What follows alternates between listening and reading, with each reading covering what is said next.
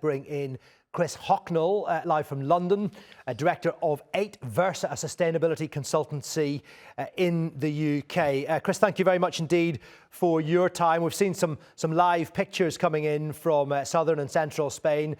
Some really horrifying pictures, and of course a high death toll to go with that. What's your reaction? Yes, it's pretty brutal, and I think, just to follow on from the last comment, I think there are some issues around preparedness and responses, but I think this is becoming an increasing theme in terms of our ability to deal with these types of flood events, and there's a lot of work to be done.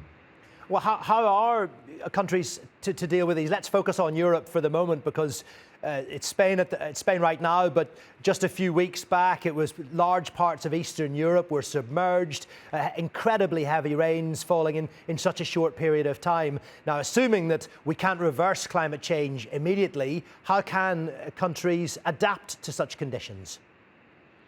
Yes, the key thing is that level of adaptability and resilience. So we obviously have had serious flood events for as long as time has been going. I mean, in Valencia, we had a very serious one in '57, and the result, or the response to that, was some diversion of the existing rivers and affecting the hydrology. And the key thing to remember is, though, that for every degree of climate change, so 1 degree Celsius triggers probably maybe 10 to 15% additional rain in a storm event, and the actual issue is probably more the intensity rather than the amount.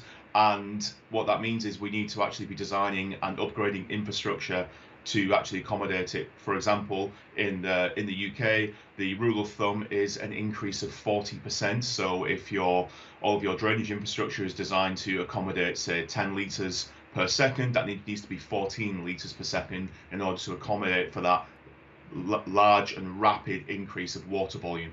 To what extent does over-farming of the land contribute to especially flooding in parts of Europe? Well, I think it's a factor, but I think farming is such a fundamental part of any economy and any modern society that they kind of need to go in hand. If you want food security and comprehensive farming, you need to obviously look at the water infrastructure and the transport infrastructure. So there isn't really an excuse, I don't think, for having one and not the other. If you want your country to function, you need to seriously take climate resilience and flood risk as seriously and plan for these 1 in 30, 1 in 40, 1 in 50 year events to make sure that there isn't damage. Appreciate you joining us, Chris. Good to talk to you today. Chris Hocknell there, joining us live from London.